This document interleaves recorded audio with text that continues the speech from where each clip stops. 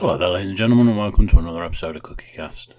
Today on Cookiecast, the Liante is returned. It's the up Liante. I'm going to go out and say there's probably movies, TV, games. I'm not sure about the running though. Don't want to throw any spoilers out there, but if you're watching us on YouTube, great. Obviously, you're subscribing, even better. If you're not watching us on YouTube, do.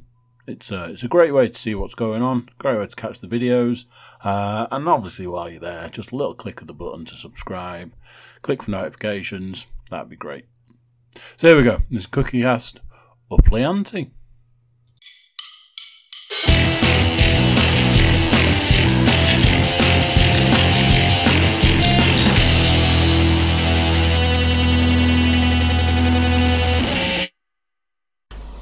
Right, hello podcast people. Let me get camera going. It's always the tricky bit for me. What buttons to press? Right, camera light is flashing. Try not to hit the microphone. Slide into position. Right, I'm here. Hello. Hello everybody. Welcome to podcast number 8 of Up Liante. It is hot. The cloud cover has moved in, ready for the weather to turn tomorrow, and it seems to have trapped all the heating. That has in turn sapped all of my energy, so I'm feeling a bit flat this evening, a bit lacking in oomph. So I don't know how this podcast is going to go. I'm also in a very warm room, which we just had to shut the door, so there's no airflow coming through. So yeah, good start. Anyway, that's not why we're here. Not here just to moan about the heat. The heat has been very nice, to be fair. The weather has been very enjoyable. Definitely not complaining about that when there's clear skies and beautiful sunshine, but it's when the cloud comes that it just becomes too muggy, a little bit unbearable. So, we are here to talk podcast stuff, the stuff that's normally on the list. This podcast was primarily set up to talk about running, amongst other things. So as usual, I will start with my running story for the week, but it's bad news, guys. I've let you down, I've let myself down, I've let the situation down, because I have not run once since recording the last podcast. Today is Tuesday. I last recorded of Wednesday last week. I'd been running on that morning. I think at the time I was saying that was the only time I'd run since recording the previous podcast. So between last Wednesday and today I have not been back out running. Now I've been very busy, to be fair. There hasn't been a lot of opportunity to get out there, but the heat is it's just not for me at the moment. Whilst you're struggling to run, the last thing you need is blazing sunshine, just sapping your energy. So excuses aside, the bottom line is I have not been for a run. So I have nothing to update you on in terms of progress or lack of progress. It just is what it is, guys, I'm afraid. Shit happens. I had considered postponing recording the podcast until tomorrow so that I could make a concerted effort to go out first thing in the morning, like I did last Wednesday. But I decided it was better just to get the podcast done, out the way in a timely manner, and fingers crossed by next week I'll have got my shit together and gone out for another run. Pray for me, people. So yeah, that's that. However, saying all that, I have still done Joe Wicks. I did PE with Joe on Thursday and Friday. Didn't do it yesterday, but I've done it today. I've also been out for a couple of short walks, but today I've been out for 2 longish walks. I did 2 miles this morning with the baby, and then I met a friend this afternoon for a nice socially distanced walk and did 2.5 miles with her and her baby. That was just sort of one of those. It's a good job the lockdown rules have been eased so that we can go out more than once a day. Otherwise, when she texted to say was I available to go for a run, go for this walk, I would have had to say I'd already been, but we're not in that situation currently, so I thought, why not? I've just hit the microphone, sorry. Why not take the opportunity to go for another walk in this glorious weather while it's still here? So I've walked 4.5 miles today, so does that help make up for not having been for a 1 mile run, a 4.5 mile walk? Is it almost the same?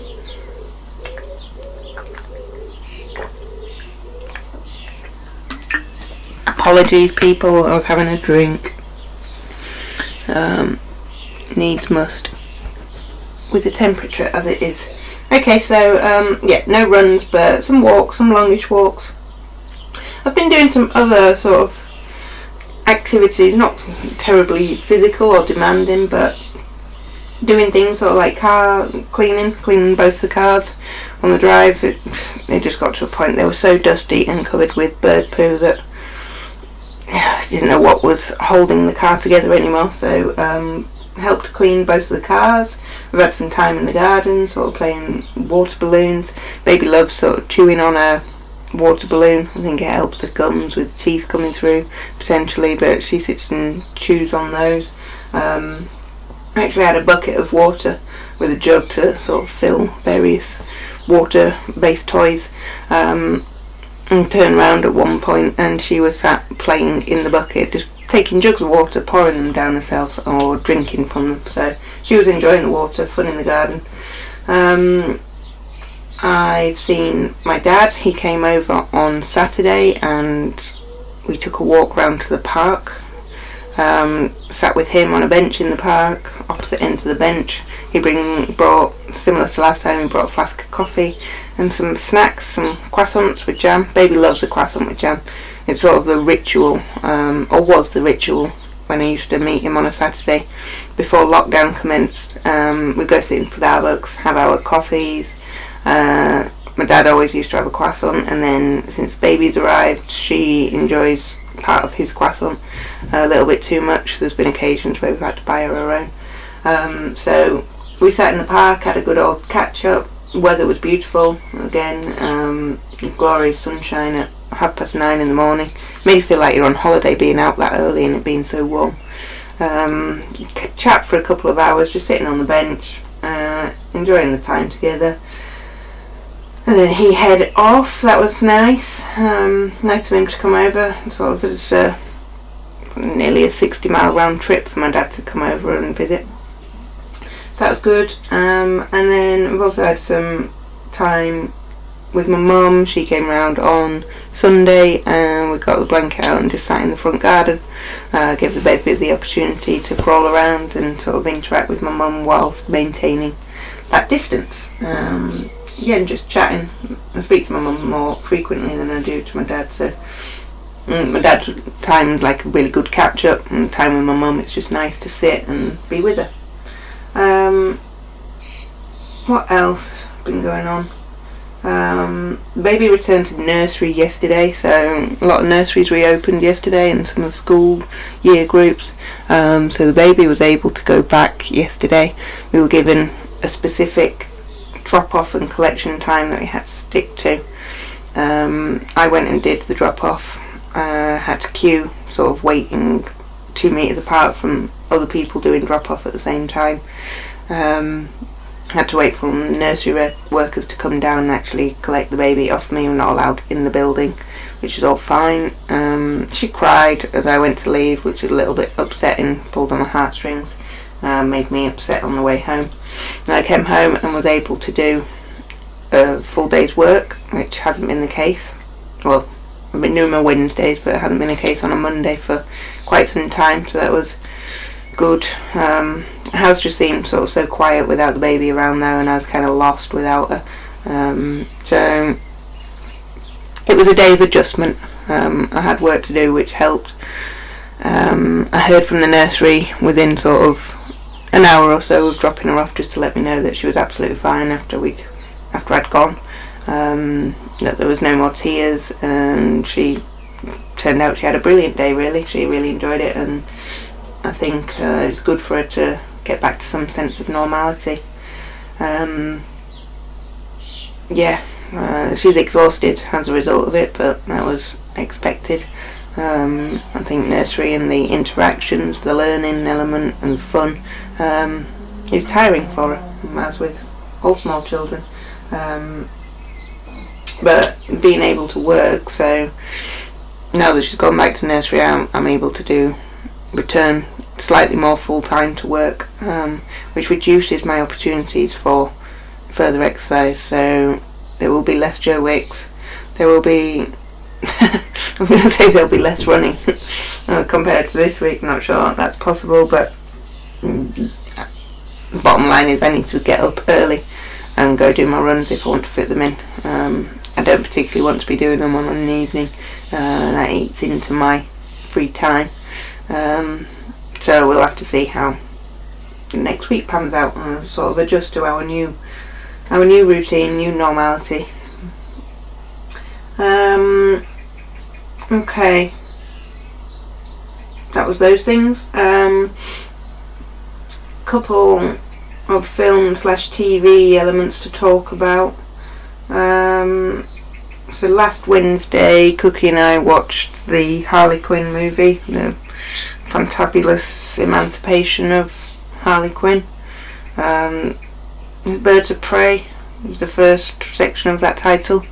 So we rented this off of Prime, I think, Amazon Prime maybe. I wasn't sure that Cookie would want to watch it because I know he never rated Suicide Squad or enjoyed it particularly.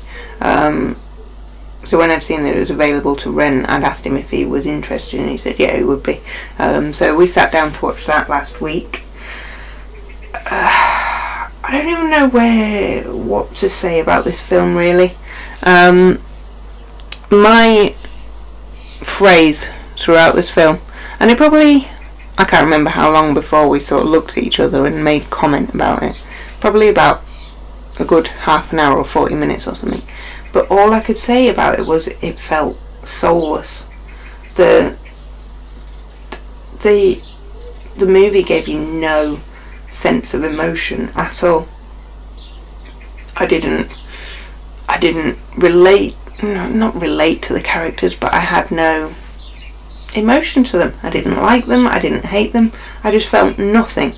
The storyline was just there. It didn't invoke any type of feeling whatsoever. So I can't say I hated the film or I disliked it. I can't say I liked it. I can't say I enjoyed it. I can't say anything about it because it was just soulless. There was just nothing there. It's the most bizarre feeling. I'm not sure I've ever felt like that about film. It didn't make me want to fall asleep. I wasn't falling asleep because it was boring. It was just nothing. It has Ewan McGregor in, and I must say that it was sort of a bizarre role he was cast into. I'm not sure. I don't know the character he was playing. He was playing Black Mask. I am not familiar with this character from comics or DC history, anything about it. So I don't know whether he played the role well, apart from what Cookie told me. But he didn't. He just wasn't a good fit for the role. I don't think he was a good fit to be in a DC movie. It just wasn't right. So the film, I can't tell you not to go out and watch it. You might watch it and love it, but I equally can't tell you that you should watch it or you shouldn't watch it. I can't remember which one I just said first. I would say you need to make your own mind up, and if you're a fan of the sort of DC movies, then you probably are going to watch it. I would be interested to know whether anybody out there enjoyed it, what your feelings were towards it, whether it was a good portrayal of a Harley Quinn movie or the Birds of Prey movie.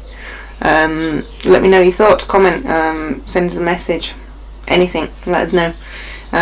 In terms of rating, I guess because I didn't enjoy it, I wouldn't ever feel the need to watch it again or anything like that. I guess I give it a 6. I think the best character was probably Harley Quinn's pet. I can't even think what they're called right now. But her pet in the film was probably the best thing about it. It's a bit of a odd pet. I'm not sure I've ever seen anybody with this type before. It's in place of a dog, I suppose. So yeah, it's a bit of a weird movie review of a movie that gave me no feeling or emotion.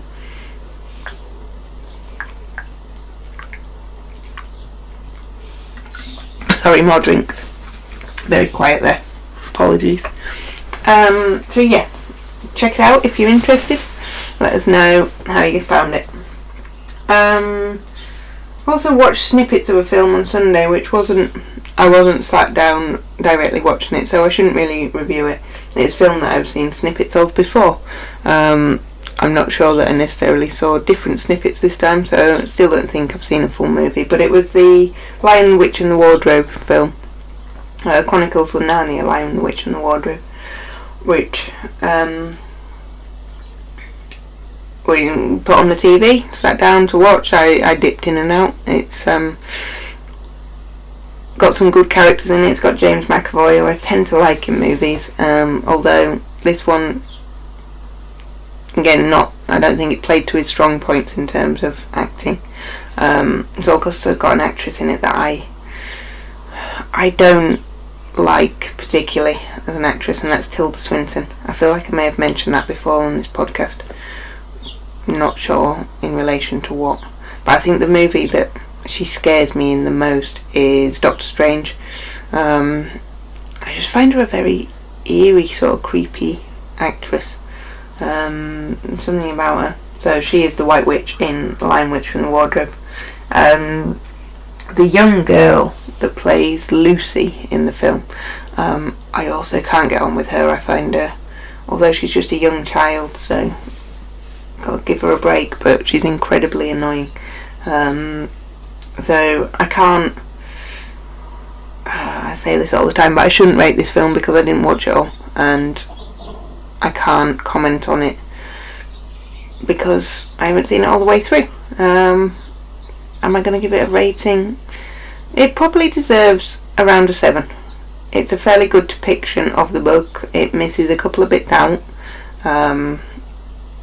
which aren't sort of overly important to the storyline, but it does skip a few parts. I guess it's an old film. It's a very old film, so anybody that would have wanted to see it has seen it. If you haven't, then check it out on Disney, I think it was, or was it Sky?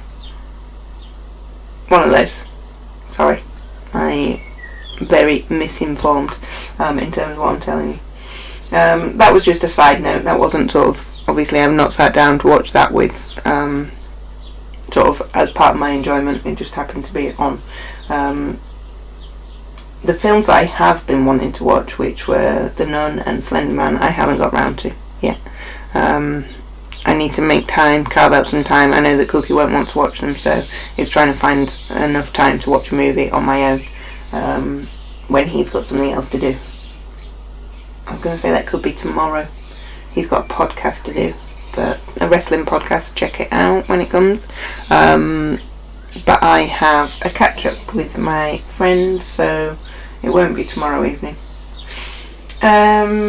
So I've watched one episode of Gangs of London. Still enjoying that. Still on track. I'll try to. I must be towards the back end now. Maybe episode 8.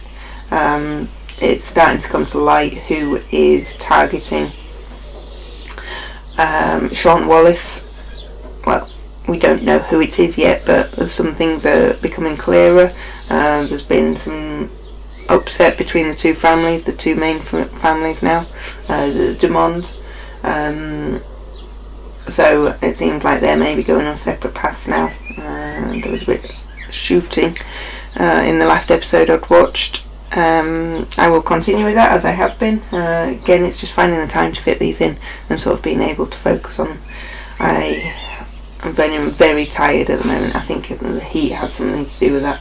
So maybe as the weather changes tomorrow, it'll be easier to fill my evenings again with games and movies episodes, because I haven't even been doing game again. I shouldn't be moving on to the game section because I'm still talking about TV. So let me finish on TV. I have watched 2 more episodes of The Mandalorian.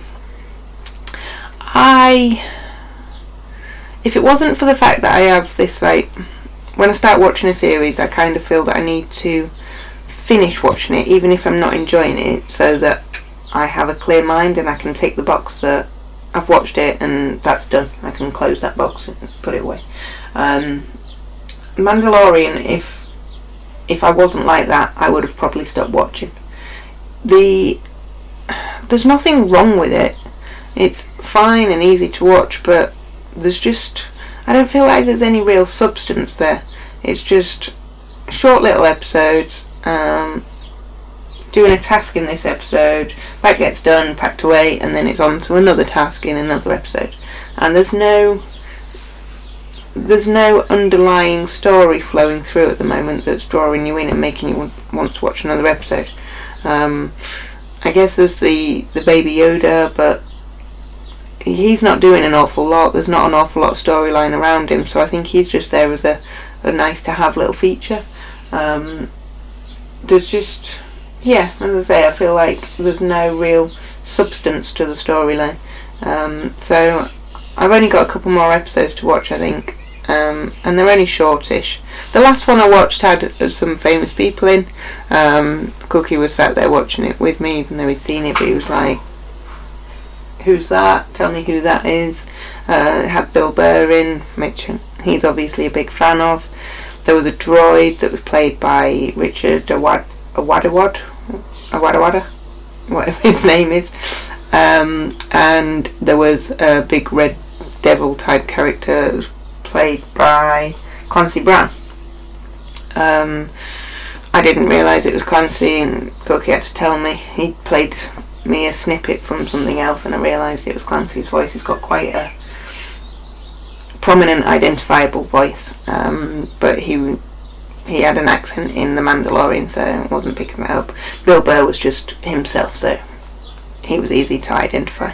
But despite all that, it was a fun little episode, but there's just nothing there to keep me engrossed. So I will see it through, tick the box, say it's done, but no, it's not really working for me. In fact, I nearly fell asleep in last night's episode. But then, was that all I was going to say on Monday? Yeah, I think so. Then, after I'd finished watching Mandalorian, I started watching, I had a choice. I was either going to start watching season 2 of Selling Sunset, which is on my list of things to watch. I've seen series 1, thoroughly enjoyed it. Reality TV sort of show about a realtor in LA selling high-end properties, like multi-million-pound properties. Or I happened to see the Jeffrey Epstein Filthy Rich documentary, which is what I opted for in the end. I didn't realise it was a multi-part documentary. I just saw an advert and went straight into it. So I watched the first episode last night, and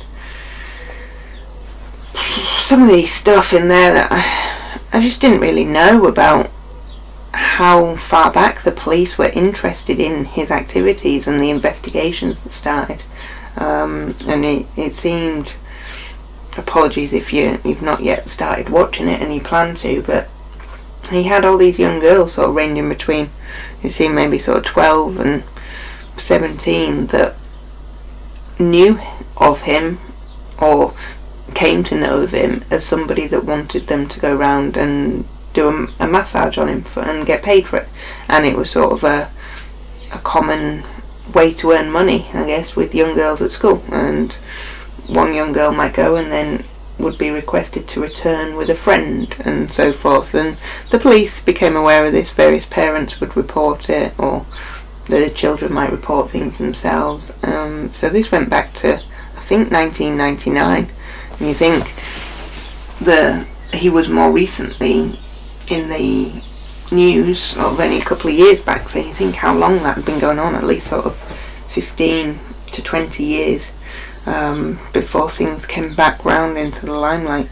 And it's scary, really. But it's just, he had so much money. It was just unbelievable, the properties he owned.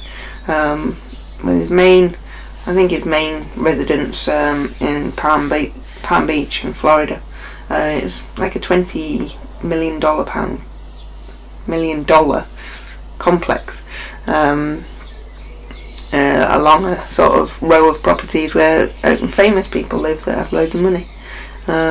It was just incredible, sort of considering that amount of money. And then he had other properties in New Mexico and one in Paris and one somewhere else. He owns his own island. It's just absolute madness. So I'm only one episode in, but it's kind of dark, but it's interesting at the same time. So that's getting a thumbs up at the moment. If people are keen on watching it, and give it a shout, because yeah, it's interesting. But just be aware that obviously lots of reference to sexual activity with minors, or sexual nature activity. So I won't go too much more into that. In fact, that rounds up the TV section. I will move on to Selling Sunset Season 2 at some point in time over the coming next few weeks.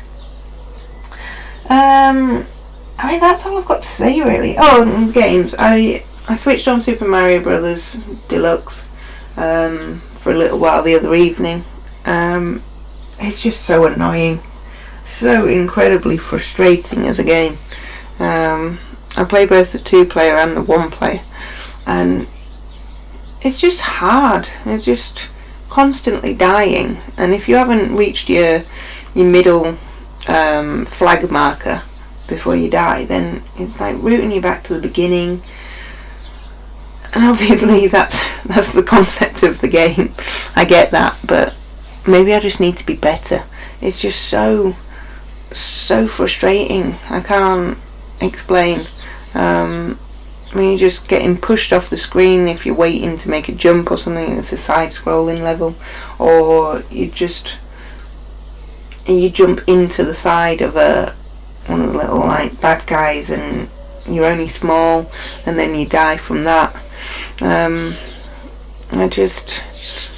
struggling with games at the moment. I've lost that mojo. I've lost that time that I was putting aside to play it. Animal Crossing is a distant memory.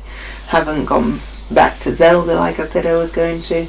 Haven't been playing Rabbids. I'm lost at the moment. I need to get my shit together on all fronts, don't I?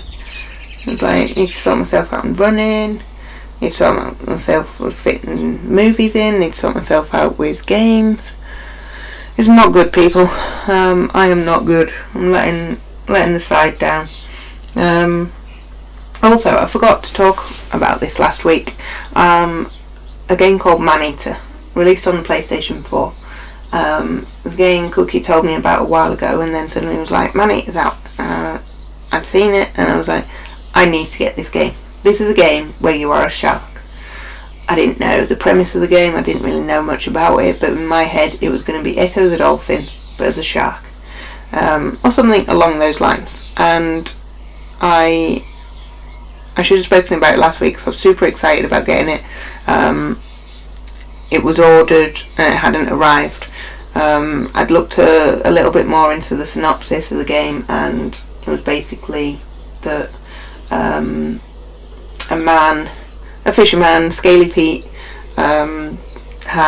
his father had been eaten by a shark, so he was capturing sharks, caught a shark, cut it open, and a baby shark was inside. You are then that baby shark, and you are progressing through your life to find Scaly Pete and kill him, I think. So there's a bit of a circle there. Scaly Pete's after sharks because they killed his father, and you as a shark are then trying to kill him because he killed your mother. That was the storyline. I didn't really know what you do in the middle of that, or what the concept was, but I ordered it, I needed it, and I was waiting for it to come. So it came back in the last week. Didn't have time on the first day it arrived to get it installed and play it. So I think it was Saturday, got it installed, started playing it. I was disappointed. The whole concept is there. You are a shark, you have opportunity to upgrade your shark. You get different types of teeth, you get different types of armour, basically levelling up, making yourself stronger, so that you can catch up with the Scaly Pete and take him out, I guess. But the controls are all over the place for me. I am not good with games like this. This is why I prefer a platform game, or games with a sort of set direction of where you need to go. This is kind of open plan, and although there are way markers on the screen sort of giving you a sense of direction of where to go, I really struggled with the controls. It requires an up-down looking motion, which is just not my forte. I have to invert the controls so that when you look up it is up and when you look down it is down, but even then sometimes I get that wrong. So you swim in as a shark and you see a little fish that you need to attack, so you swim over to the fish and you start eating it, but then that fish swims away and then you've got to try and turn your shark round and chase him. I'm looking up, I'm looking down, I'm trying to find it, and I'm rubbish at it basically. So I was sat playing it for a while. Cookie was sat next to me. I didn't progress very far in the hour that I was playing it. I didn't enjoy my time playing it, although I still love the concept of it. He's told me. He then went on to play it, and this man-eater game has now become his, which is fine, as long as someone's getting the use from it. He's told me to go back to it because as you progress it gets sort of easier, and I got put off because there was these alligators. I was trying to avoid the alligators because they were at much higher levels than me, but as soon as they clocked you were nearby they were coming after me and they basically ate you in one go because you were a shark pup at that point in time. He's told me to go back to it and play it a bit more, but he seems to be enjoying it. It's just something different. It's sort of completely unlike other games out there, apart from maybe Echo. It's sort of vaguely similar in terms of you being a underwater creature and you've got to control it and swim through it. Echo is easier, I guess, or the original Echo was easier because it was 2D rather than 3D, so the controls were a lot easier. Yeah, he's got like electrocuting teeth, and as he bites into something, electricity comes out. I think he was saying he's got bone fins and bone flippers, which help improve the damage you inflict upon boats and things when they swim above you. Do boats swim? When they float over you. There are options to leave the water and you jump inland to collect various items, and you can eat people on beaches, things like that. I think Cookie was on a golf course at some point and he had to go inland, eat somebody. So yeah, it's a game. It's completely different to anything out there and it stands up in that regard. I think what Cookie and I realised was you needed some kind of lock-on in terms of being able to lock onto a fish and then maintain that, sort of like you hold it on so that if the fish swims away then you automatically follow it, kind of thing. Maybe that would make it too easy, I don't know. But it was I paid £31 for it. It's very reasonable for a game of that nature. I don't think it will have a huge lifespan, and I don't know that you'd necessarily want to play it again. So yeah, good value in that regard. I don't mind having paid that money even if I'm not going to play it, given that Cookie is currently enjoying it. So that's something. So I guess I did play a little bit of game, but nothing worthy of being able to talk about it for long on the podcast. So that kind of wraps us up for my podcast content. Did I say that right? Yeah. As as I say, I'm just letting myself down. I'm not sure how I can deliver an excellent quality podcast when I have nothing really to talk about. So I need to sort my shit out. That's my catchphrase for today. Sort your shit out.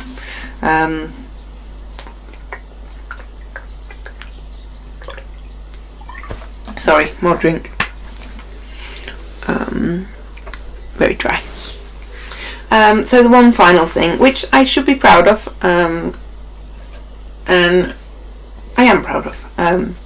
So I mentioned back in the last week's podcast about the weight loss journey and the improved diet. That has continued. I had my cheat meal on Saturday, which for me is a cheap ass pizza, like a fresh pizza from the supermarket, just a thin base, cheese and tomato. Cook that up. That is my cheat meal. So my bad meal for the week, that gives me the incentive to want to be good for the rest of the week, knowing that I've got that reward at the end. Apart from that, the diet has been pretty good. There's been no slip-ups, no cake or things like that. Odd little pudding treat here and there for after tea. Excuse me, apologies. So we've been on track. So last Monday's weight, excuse me again. Last Monday's weight was 14 stone, 4.8 pounds. As I said then, that is a good 2 stone over where I want to be. This week's weight was 14 stone, 3 pounds. So that is a 1.8 pound loss over the week. Now, given that I've not been doing the running, and there wasn't a huge amount of walking between Wednesday and Monday, I am pleased with that weight loss. That is a sustainable amount to lose to remain on track and to keep the weight off. I'm pleased with that.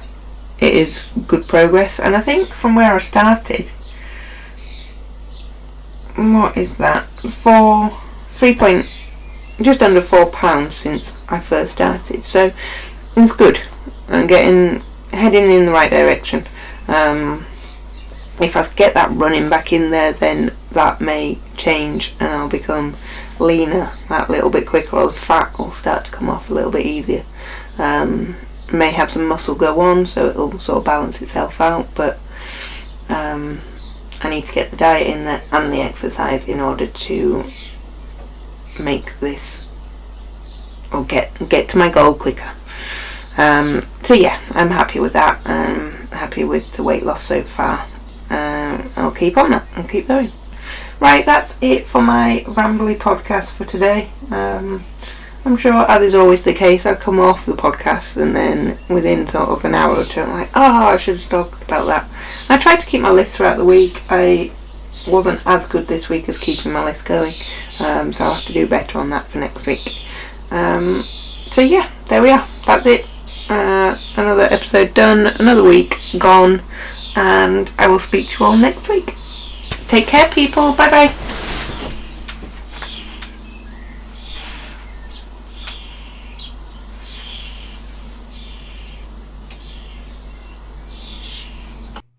So there you go. What do you think of that? Good? Good. YouTube watchers, make sure you're subscribing. Like, share, comment. Pass on to your friends. Get them to subscribe. You know the deal by now. I mean, you know. Do it. Everybody jump over to cookiecast.com. Check us out over there. Send us some social media love. Send us an email. Send us gifts in the post. Keep checking out the website. There's going to be some changes coming soon. Just got to iron out a few kinks, and then there'll be things to look at. So there. Until next time, I'm going to say bye, and I'll see you then. Bye.